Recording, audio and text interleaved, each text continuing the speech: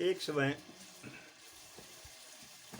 भगवान लक्ष्मी जी के साथ में वैकुंठ में निवास कर रहे थे। उसी समय भृगु महाराज वहाँ टहलने के लिए निकल पड़े और टहलते टहलते उसी जगह के सामने से निकले जहाँ लक्ष्मीकांत कमल नयन श्री भगवान कृष्ण आराम कर रहे थे। लक्ष्मी जी पैरों की सेवा कर रही थी। भगवान कृष्ण को देखकर भृगु जी ने देखा, परंतु भगवान ने दंडवत प्रणाम नहीं कर पाया, तो भृगु जी उसी समय रुष्ट हो गए। और रुष्ट होने के बाद में जरा उछल करके भगवान कृष्ण के सीना में लात मारी। भगवान उठे तो भृगु महाराज के चरण कमल को सहलाने लगे।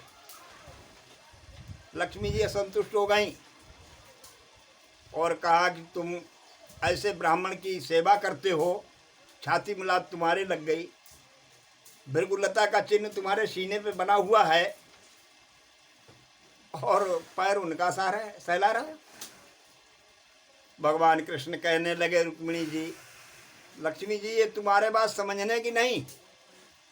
हमारी छाती वज्र रूपी है, वज्र से ज़्यादा पौड़ी है, सभी सहनशीलताएं मेरे अंदर हैं और भृगु महाराज का चरण जो है वो कमल से ज़्यादा मुलायम है।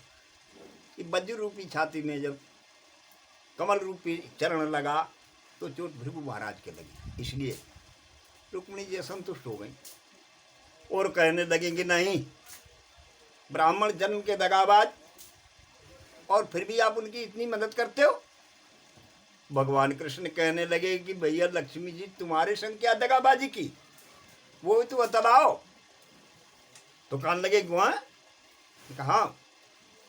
तो लक्ष्मी जी कहती हैं कि देखो, ब्राह्मण बैठी पताल चले, तनु ब्राह्मण 60,000 के जारे, ब्राह्मण सो की समुद्र लियो, और ब्राह्मण ही जदुवंश उजारे, ब्राह्मण लात हनी हरि के, और ब्राह्मण क्षत्रिय के दल मारे, ब्राह्मण से कोई बैर करो, जनि ब्राह्मण से परमेश्वर हारे।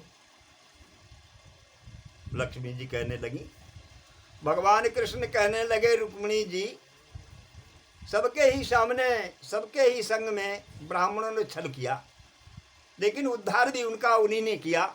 और तुम्हारे संग तो साक्षात ब्राह्मण ने कितना बड़ा परोपकार किया।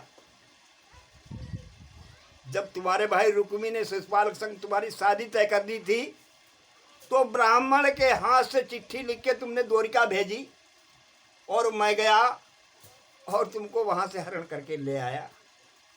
तो ब्राह्मण का तुम्हारे साथ में परोपकार हुआ। अरे तुम्हारा मुंह कैसे खुल गया ब्राह्मण की बुराई करते हुए। रुक्मिणी जी शर्मिंदा हो गईं और नीचे को देखने लगीं और हाथ जोड़ करके प्रभु को प्रणाम किया कि हे प्रभु, जो हमसे अपराध हुआ उसको क्षमा करो।